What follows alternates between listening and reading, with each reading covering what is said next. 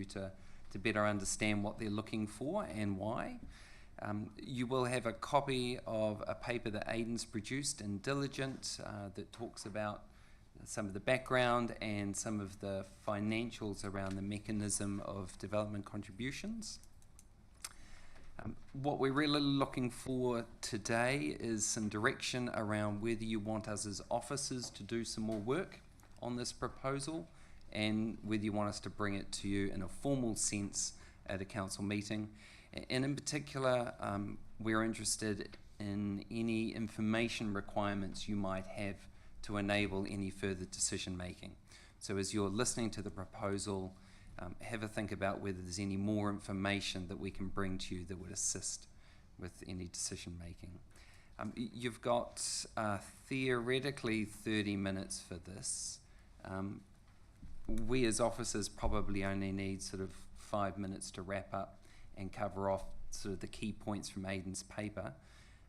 So you might want to sort of split your time in half to the Kinloch Families Trust, who have got a presentation to give, and then, as I say, a couple of minutes for us to wrap up, and then I guess an opportunity to answer any questions that you have. So that's sort of the purpose of today, and if you're happy, I'll hand it over to Belinda and the team. Thank you, Nick. Belinda.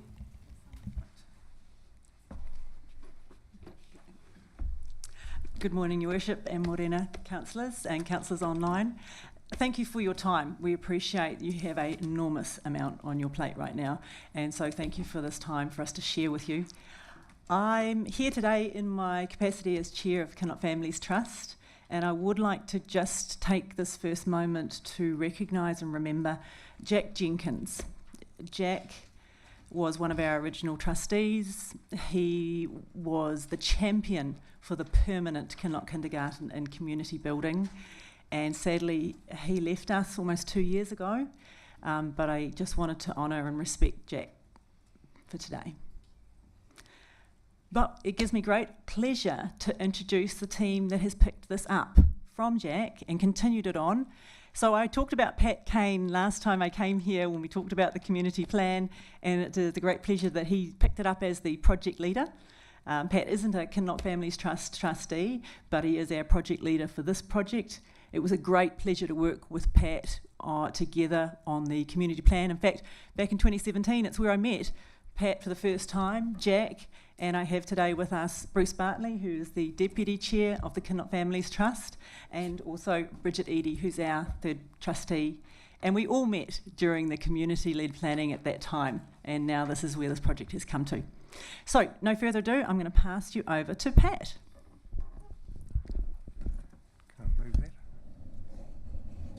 Swap things around here a bit.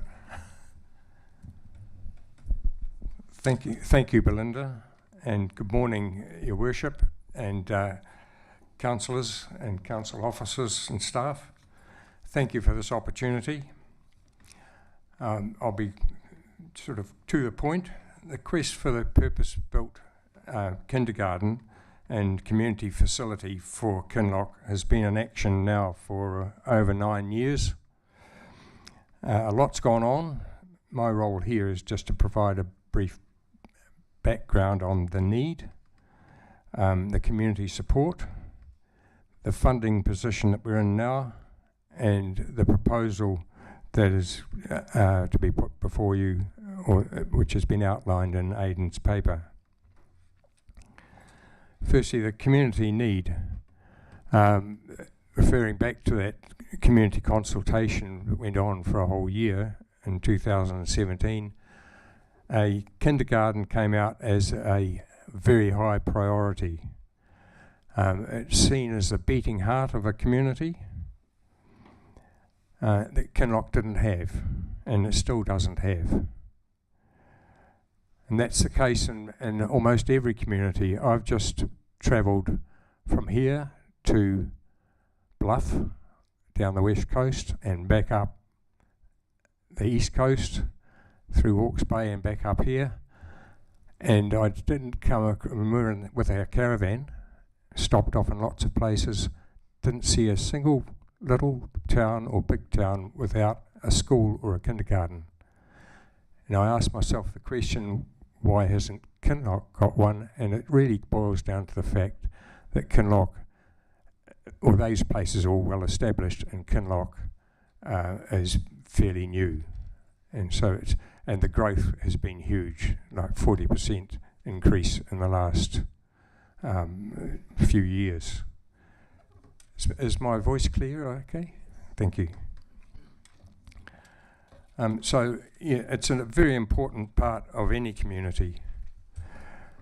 We also need to provide for other uses, and that was clear in the discussions that we had back in 2017. And so a special place is set aside, a little bit like the places in Waiora House, where there's room for small community meetings or consultation rooms. So that's set aside specifically for the wider community. But the planned facility also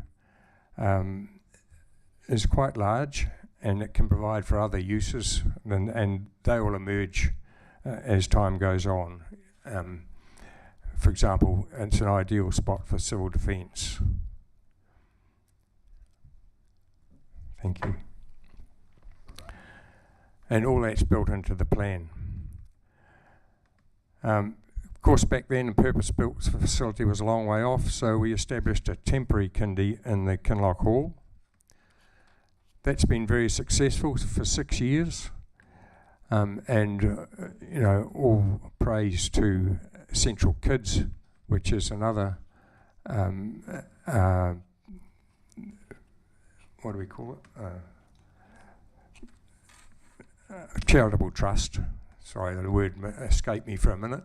Another charitable trust which runs some 52 kindies around the central North Island, and they have been fantastic under trying circumstances.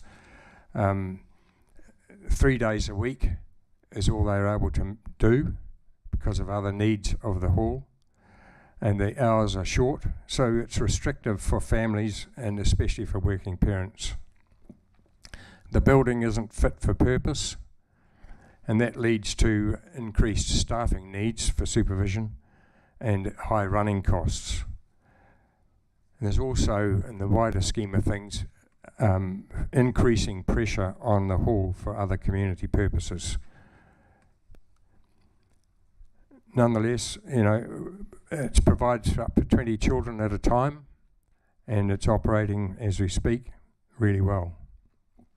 The proposed new building will provide for up to 50, and it will serve a big area from right across from Tihoi to Wairaki and including Oranui.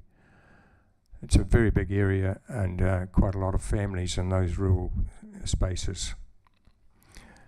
So even excluding those rural areas, Kinloch has for some years now been the third largest urban area in the district after Taupo and Turangi, and we know it's continuing to grow rapidly, so it's a provision that's really needed.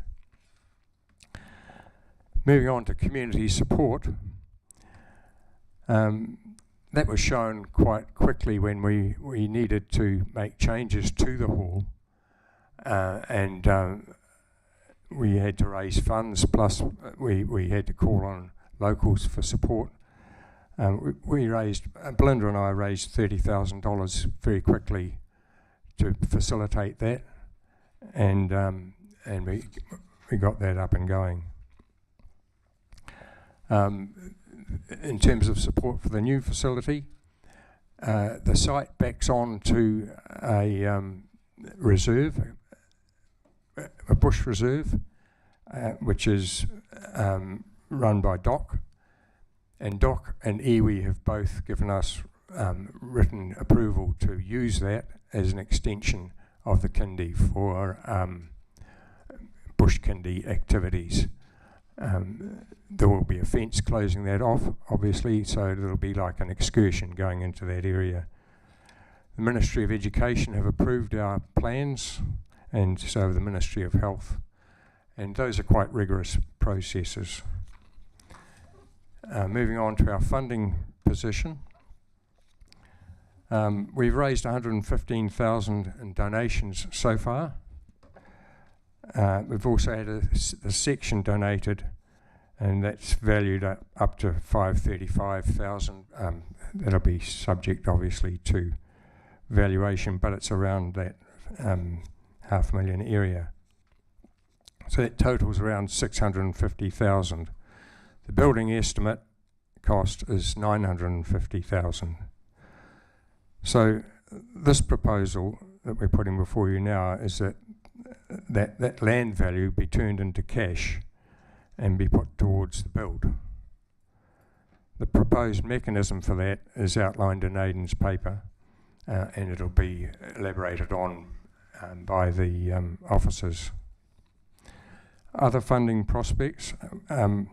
We've been building relationships with other funders, such as Bay Trust and Lotteries and Grassroots Trust.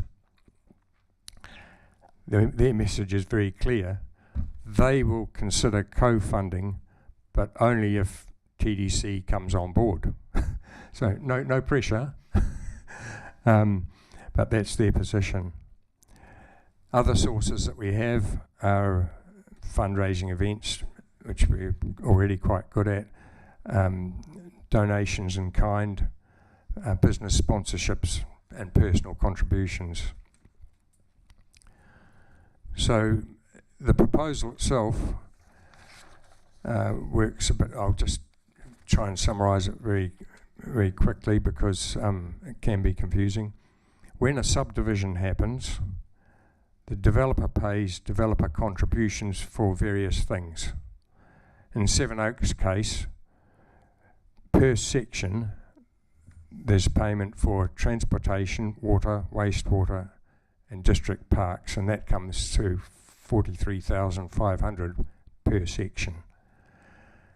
Then there's another section, the local reserves and reserves improvement fund of $15,420 per section.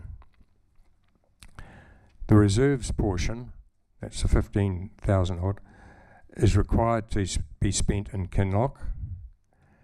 Our proposal is that at least part of that be used to purchase the Kindy land from the Kinloch Families Trust. That's the land that's been donated to the trust. This will provide a much needed fund, obviously, for the build, and the land can then be leased on an ongoing basis from the council, which is a model that's quite commonly used. Most important from your perspective, because you have to consider the wider picture, obviously. This proposal does align with the Kinloch Reserves Plan.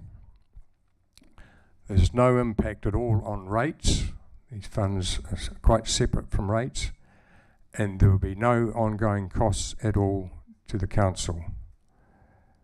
It'll be the plan and the relationship between the Families Trust and the providers, the Central Kids, provides for depreciation costs and so on, all to be covered. So I sort of said that no pressure, and it's actually quite true that there isn't any pressure. This is simply a prudent application of that reserves portion of the development contributions.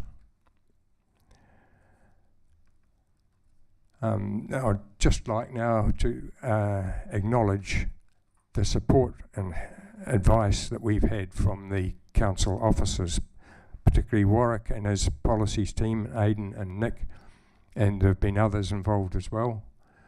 Thank you very much. It's a real pleasure working with this team, and the legal advisors and the resource consent team. Resource consent was approved in July last year. That was an exhaustive process. It was a shock to me just how involved it is, but they left no stone unturned and improved on our concepts quite considerably, as did the policies team. And so we're in a position now where we feel very confident that we've got a rock solid, sorry to use that term, a very solid proposal in front of you. In terms of our ability to deliver, the team driving this are all proven successful in business and in community leadership, and we're committed. The fact that this has been going on for 9 years really shows a commitment, and the commitment of Central Kids in their part of it for 6 years, teetering on the edge of viability and financially because of the high costs, has been an illustration of a capability. So thank you again very much. I'll pass on to Belinda to just mention the next steps. Thanks, everybody. So what this enables is a really special project, and I'm mindful of Councillor Cameron talking about how the TDC has been able to deliver the developments at Owen Delaney Park outside money, using something different, being creative in the environment that you now need to work in this next triennium. And we've got something special here, we believe, at a community level. So if your support confirms what the officers have proposed in front of you, that will, for us, unlock the key funding applications that Pat's had discussions at officer level with at the large funders. And our community fundraising events, Kinloch, trolley derbies and the rest are ready to go once we have those, because the last part is the bit, once we're over the hump, we're good to go, we feel. The building will then be able to begin. Like you said, we've already got our resource consent, and we'd love to think, with your support, that the Kinloch Kindergarten and Community Building could open in 2027. I love to be optimistic, but thank you for your time. We've got, open to a number of questions. We assume, obviously, there's a lot of information in what's been sent out by the officers there, but the formula is presented before you. So, any questions? Thank you, Pat and Belinda. See if the table got any questions. Kia ora, Hope. Hope, go ahead. Thank you, Your Worship. Kia ora, guys. Thank you for that. I just want to say, I think this is an incredible presentation that you've put before us. You've clearly done the homework, and I think you should just be really proud of this. To be honest, don't know too much on Kinloch's needs, but having a look at this, it seems that you've certainly done your homework, and this could be an incredible thing for the community. So just well done, guys. Ka pai. Thank you. Very much. Hui, you have a question? Kia ora koutou. Just wanting to check, I guess, because I'm not sure on how the current kindy is being run. I'm trying to understand, why can't that area be used now as it is? Because you touched on a few things, but if it is still working, I'm just trying to understand why we're having to do a whole new building. Do you want to take them on? It has always been a temporary solution. The hall is a community hall that has other pressures for all sorts of other activities, and with the growth of the community, those pressures are continuing to increase. The fact that there's only 3 days a week that it can open means that families have very difficult juggling to do if they work in town, for example, and they can only leave their children there for not even a whole day, and only for 3 days out of 5. And those families are, well, nowadays both parents generally have to work to make ends meet. So it's just not workable on an ongoing basis. And also the physical building, we did the best we possibly could to meet the criteria required by the Ministry of Education and the Ministry of Health. But you've got situations where, for example, in a purpose-built building, the people working indoors can see what's happening outdoors, whereas in this case the outdoors is out the back, so you've got to have extra staff out there. That adds to the running costs of the whole thing. So does that answer your question? Thank you.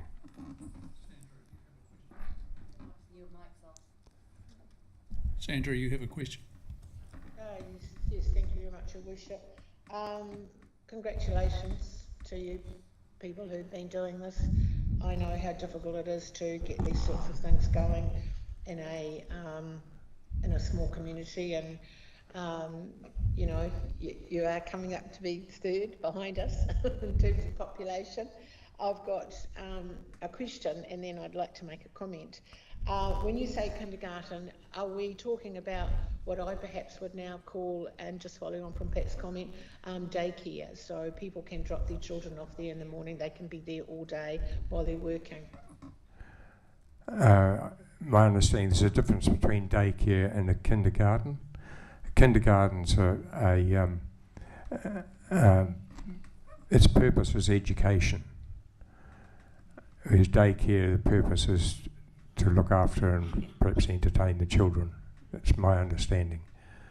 And well, I don't think that's correct, but it doesn't matter. That's beside the point. What I really wanted to know was, so is this going to be for working parents who drop their children off there in the morning and they stay there all day? This is really, yes, because my understanding of kindergarten was slightly different. I come from a different era. So this is for working parents, essentially, yes. well, for any parents, whether they're working or not. Okay. Yeah, but it certainly will be convenient for working parents. Right, and there's a fee attached to this? Yes, the fees are relatively low compared to other kindergartens because it's run by a not-for-profit organisation. Okay, all right. So my comment then is that whereas on page 3 of 4 in the proposal put to us, Council talk about precedent, I would like you to know that there is a precedent for this sort of proposal. The Taupo District Council purchased land in Turangi for the purpose of the Turangi Medical Centre, and they did exactly what you are proposing. They purchased it at market value, and this then enabled the Turangi Medical Centre to be built, owned by a charitable trust exactly the same as what you're talking about, and we pay a peppercorn lease of $1 plus GST, $1.15 per annum, and without that support from Taupo District Council, we would never have been able to build a medical centre in Turangi. So it's not acknowledged in that paper, but there is precedent elsewhere in the community. And when you're talking about these small communities, raising this sort of money is difficult. However, I will say at this point, you are what we would call a high deprivation, beg your pardon, a low deprivation area. Your rating is 3, whereas Turangi is 10, which makes us a very high dep area. I think you'll have no difficulty in raising the money in the community, and I commend you for your efforts. Thank you very much. That's encouraging to hear of that precedent. We didn't know about that. Rachel, you have a question? Yes, I do. Well done, team. I'm really impressed with what you've been able to achieve thus far, and just acknowledging that we have, some really community-minded developers out there who are willing to try and meet the needs of their communities. So just want to acknowledge that. But as I'm known to do, I have to bring it back to some practicalities. Have you given consideration to the operational expenses, repairs and maintenance? I understand the charity is going to own the building, is that right? So you've given some thought to that, rates, insurance and all that sort of thing? Yep. Through you, Your Worship,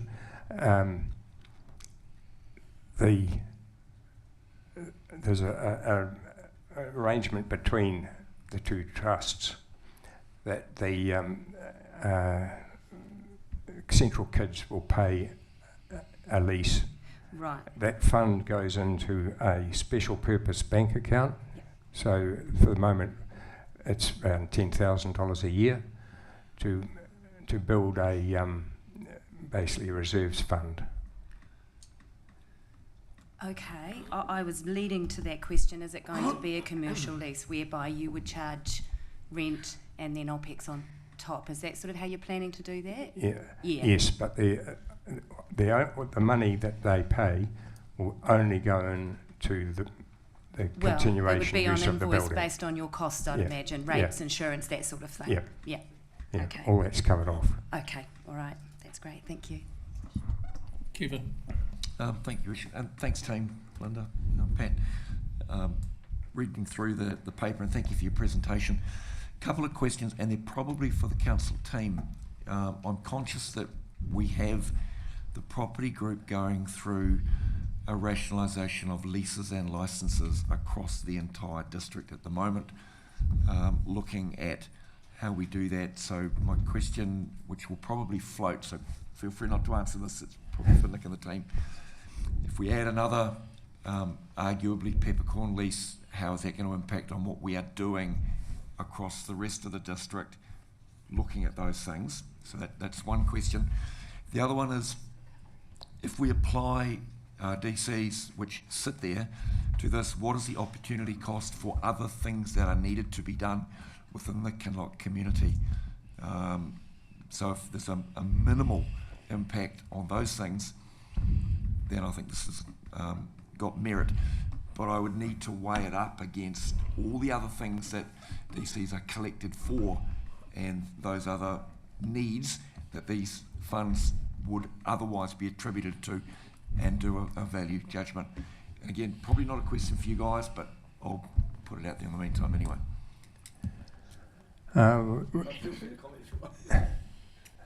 We can answer that to a point. There aren't any other proposals forward for use of the funds at present. That's the first point. Secondly, it won't be all the funds by any means. It'll be close to half of what comes out of a particular development, and there are 2 or 3 other developments that have been going on that are also contributing to development contributions. And so there should be ample funds for other activities that people might come up with, that the community might choose to do. Ahini, you have a question? I have a couple of questions. First off, thanks for the proposal. Thanks for the tono. I love our children. I'm a big, passionate supporter for our children. I'm the chair of our kohanga reo in Waitahanui, so really, actually, so happy that a proposal has come through specifically with our children in mind. So I just want to acknowledge that. First question: roughly how many children do you get coming through the kindergarten at present? And then, second couple of questions, you mentioned that other massive funders will be reliant on whether or not TDC will contribute. But you've also mentioned that they have signalled that they will contribute. Question there, do you have that in writing? Is there an agreement, or have they just said that to you verbally? And then the third question, just about the use of the back area that Doc has said you guys can lease. Do you also have that agreement in writing, just to cover those bases? Yeah. Again, through your worship. Going backwards, yes, we do have that in writing for the area at the back. That's the first thing. Secondly, no, we don't have it in writing from the funders. They can't do that. What they can do is give an indication that they will consider it, and that indication has been very positive, and that's at a operations level, not at the decision-making level such as we've got here. What was the first one? Sorry. How many children? Oh, how many children? There are 16 there today. And it ranges from there up to, well, maximum we're allowed with the space is 20. Oh, really? Is it only 20? In the new facility. The new one will be 50. Oh, okay. Yeah. Thank you, Councillor. Rachel, do you have a question? Oh, I thought Christine was before I was. Okay. My question actually was around the numbers, and so that's already been asked. But I do want to say that I'm really proud of your utter determination. This has gone on for years. You've never given up. There's been some tough times when tempers have frayed and things have got a little bit dicey. I think the staff have done a magnificent job with you. And you are the only community in my memory, and I've been on this council a long time, that's come to us with a joint financial proposal. And I think if we operated like that, the whole community would get a lot more. And I understand that your community is in a more advantageous position financially. People would see you that way than many of our other communities. But the way you've done it, and I can hear Jack in my head threatening me. I can hear him very clearly. But you have done a wonderful job, and if we had proposals like this all the time, and I don't know what the outcome's going to be, then a lot more progress would be made. So thank you for being so passionate and never giving in and never giving up. And to a developer that supports us in a different way. So thank you. Thank you very much. Rachel. I just have a quick technical question for Aidan, or if that's okay, just around DCs. I'm just reading the paper and just trying to understand the differences between the DC contribution for reserves versus other growth projects. So am I correct in my reading that there is money that has been set aside specifically for reserves in Kinloch that is yet to be allocated, and that's what we're looking at allocating for this purpose? You want to take over? I'm leveraging off Kevin Taylor's question there, because I'm wondering whether this reserve fund is quite separate to what we might use for other growth projects. Yeah, that's right. I'll quickly, summarise the paper that I've provided to you. So it identifies that there is a mechanism you can use should you wish to support this proposal, which doesn't have an impact on rates. It uses development contributions that have been collected from the developments immediately around the Kindy site up on the hill. Almost $1 million is being collected specifically for reserves. This is money that we didn't anticipate collecting. There's a couple of reasons for that. One, originally the plan, our district plan, expected this to be low density residential, but they have now had consent for residential density. So that was a whole new subdivision we weren't planning for. And we also had a late consent that's come through that's squeezed in under the old policy just before we changed. So our new approach was actually we don't want to take on as much land because of the burden that comes with that. We reduced the reserves requirements that we normally get through DCs, but they squeezed in under the old policy and they're being hit with the old charge. So that means that there's quite a lot of money that's come in that we weren't planning for. It has not been earmarked for anything. Normally it would be used for getting a new local park or enhancing the existing local park, but in that area we've already got the bike track, the playground, the half basketball court. We're going to get a field, to grass to kick a ball round. There's not a lot of merit in investing further in facilities that would then have a rates burden. So the money is available to be used. There's no such thing as free money. There's still an opportunity cost. It could otherwise be used towards wider community reserves improvements elsewhere in Kinloch, but it has not yet been earmarked or set aside for any particular project or expenditure. Thank you for that. That's actually really important context. Really appreciate that. And you're right, I have advocated for a long time that we need to do things differently, and joint ventures that don't have a rates impact are right up there on my list of priorities. So well done. Kylie. Thank you, John. Look, I really admire what you guys have put together. I think it's absolutely fantastic. I just have some concerns around succession planning and what that looks like for this organisation. While we've got some really, really passionate and enthusiastic people sitting in front of us, how does that continue forward? I'm just aware that Country Kids is struggling for numbers. They can't get enough children in there. The daycare facilities at Whakamaru are nowhere near at capacity.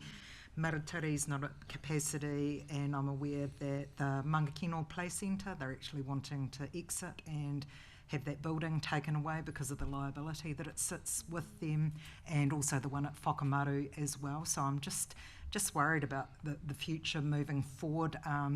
The number of daycare facilities within the Taupo district, within the township, they're not at capacity either, and they're struggling. There's just been another one opened up at Whariwaka Point.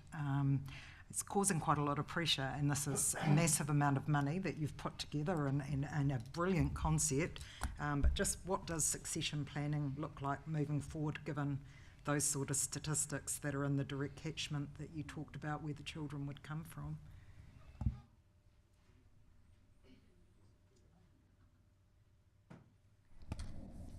Thanks, Kylie. So really great questions, and it's something that we're mindful of in two parts. Succession planning for us, Kinloch Families Trust, as an organisation. Our method of operating is that we created it is a Facebook group, but that is our members. We have almost 3,000 people involved in our community, and we encourage them. They can all create their own activities, events. People have been creating running groups, etc.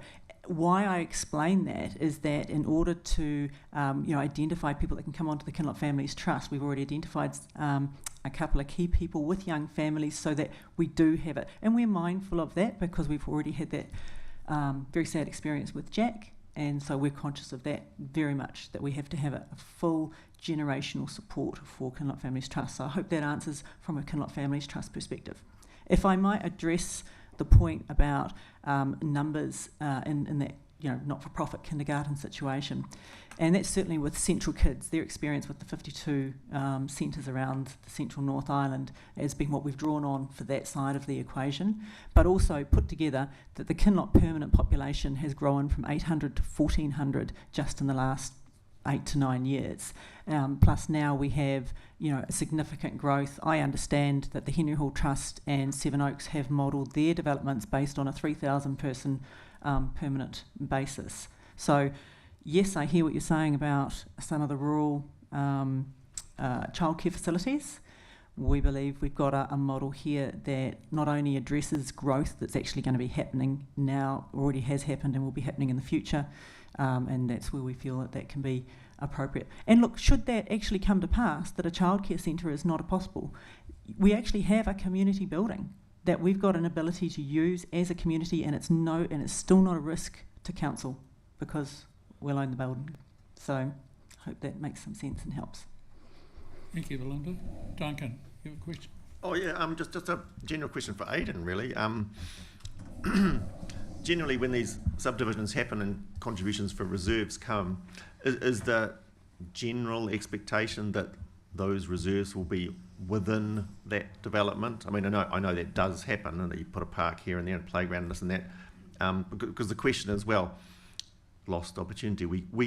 If this hadn't come along, this opportunity here, where would we be putting the money? And I'll add to that just on the numbers question, because I'm looking on the last table on the staff paper, and you'll probably correct me, but it seems to me that we've only collected on the order of 400 grand so far. That's the confirmed numbers, but you're obviously going to be collecting more, but you've collected more than 400 now. Go. No, you're right, 400 collected to date, but the rest are essentially liable. They're not yet been invoiced, but they have got their consent, so they're liable under the policy. They will be invoiced when they do their stages. So some of the stages have been invoiced and paid. Other stages are still to come, but the whole group is liable because they're now consented.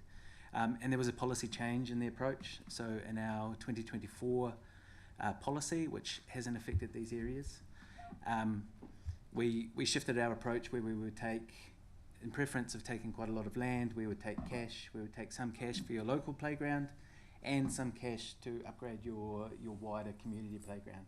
Those are the ones that you might expect to drive to because they've got better things. They might have more facilities around. So you've got your local playground with a couple of things, and then your wider community playground with some more things. So we take some cash for each of those. This was largely done under our old policy, which was less firm on where that money should be used. It should be used in the area in which it was collected, which here is for Kinloch, and it must be used for reserves, and that's sort of as much direction as there was under the old policy. We've since moved on slightly from that approach. Oh, so I mean, yeah, if this opportunity hadn't come to us at all, there was no proposition for kindergarten or anything, where do you think the money would be going? Well, it would have to be used in Kinloch on reserves. Yeah, the entire Kinloch area. That's right. Yes. Yeah, okay. And I'm intrigued what happened to Jack, but I won't ask you that. No, I won't ask that question now. Thank you, Duncan. Sandra, you have a question? Yes, thank you, Worship.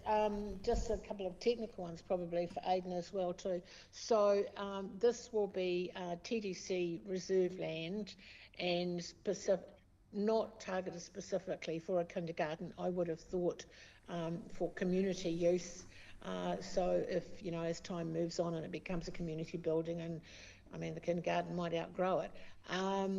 The question, so those are two questions. The third question is it rateable? So we haven't worked through all the details of the arrangements. There's two sites alongside, so it would be a large reserve, two sites that we expect to be given through DCs. That would be a grass play area, we imagine at this point, to coincide with the existing playground that's there. We wanted them in the same spot rather than having two small play areas separated by a few hundred metres. So the idea is that it's sort of one central recreation hub in the middle of this new development. And the third site is adjacent. It's right next to these two sites. So it's one large reserve, a third of which could then be leased back to the kindy.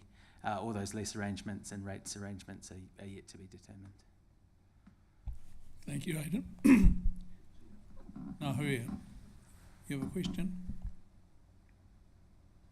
Yeah, thanks, John. Just want to check in, I guess, on what the timeframes are for decisions, because as a new councillor, at least, I still don't fully understand all the development costs and all of those questions that are popping up now on what are our obligations to the wider community when we're in this kind of crunch time for rates.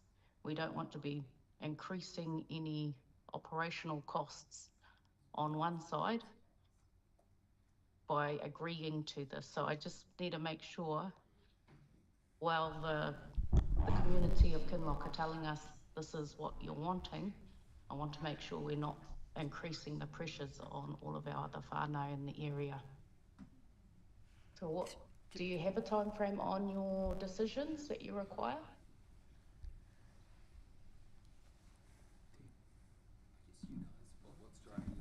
As soon as possible. Through the chair, if I might address that, we have been waiting 6 months for this workshop, I'll be honest. And so I appreciate, and I do completely feel for you as new councillors. It is a very complicated area to get on top of with the DCs. Our time frame was probably a year ago in terms of us actually up and going. In terms of, I'm sorry, I'm taking my lead from the officers here. I assume post a workshop, would it go then to your next council meeting that's available? Is that appropriate? Well, if I may, Your Worship, I'm just going to pop in here if that's okay, because that was precisely Ngāhui why I asked the questions about OPEX, R&M. Was there going to be a commercial lease? Because that would then take the burden off ratepayers for any OPEX. It will be on the tenant, as I understand it. Yep. Oh, through the chair, just, I mean, to my mind, I mean, it seems natural enough that if we're increasing the reserve that council will have to mow the lawn, mow the grass. I mean, that will be one increase in operational costs. No? So? Oh, they'll mow the grass. Is it, oh. Okay. I think that's a detail to be worked out, is it not? We can handle that one. Are there any other questions? No, but are we? Is the intention for us to give some direction from this? So, what direction is it that council officers need from us, please?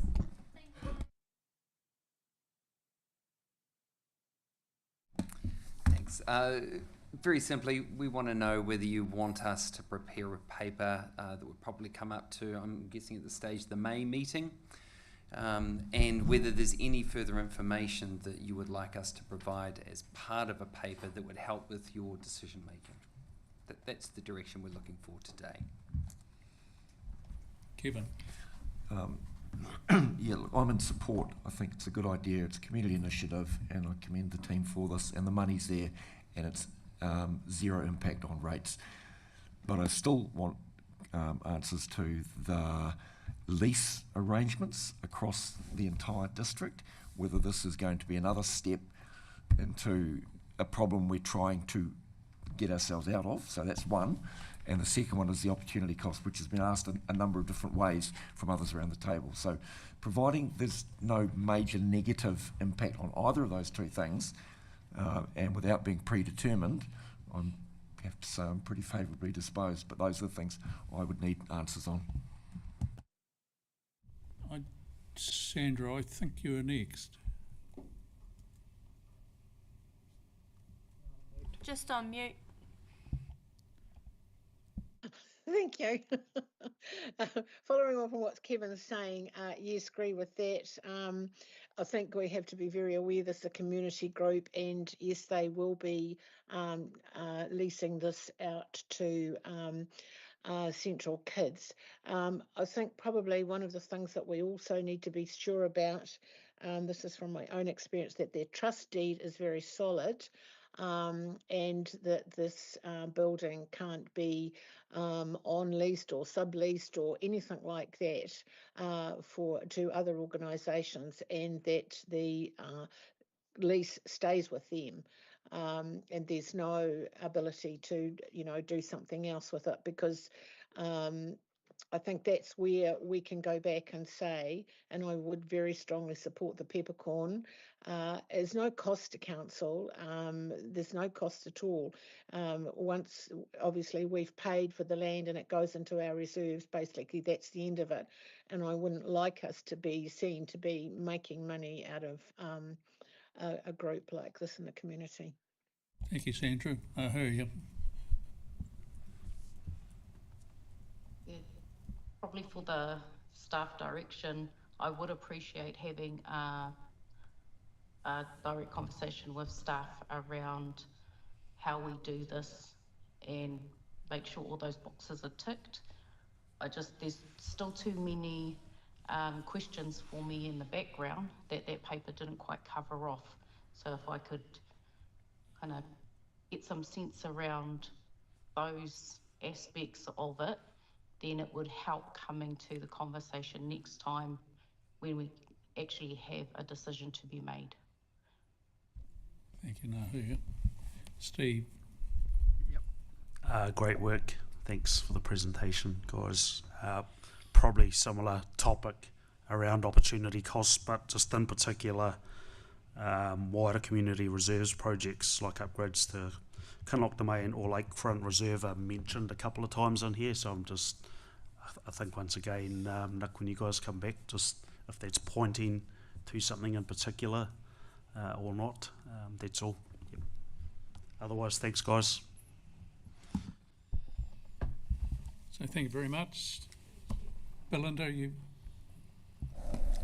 Through the chair, can I address that opportunity cost one, because it has been raised several times now, and there is a updated reserves plan that this complies with, that Pat alluded to. So if you like, it's very thick. You're welcome. That's got your opportunity costs, it's got it listed in there, that work's being done. The plan from the community plan back in 2017 identified what areas we had going on. We looked very thoroughly at it. We're going to look again through the community-led process. We're ready to go. We've looked. I hope that helps. Linda and Pat, thank you very much for taking the time to come and see us. You can tell by the feeling in the room, there's probably more than mediocre support for it. And I think, I just wonder with all those warnings coming up there, whether that wasn't some activity of Jack trying to send us a signal. So thank you to come in and make the presentation. We will be in touch in due course, I'm sure.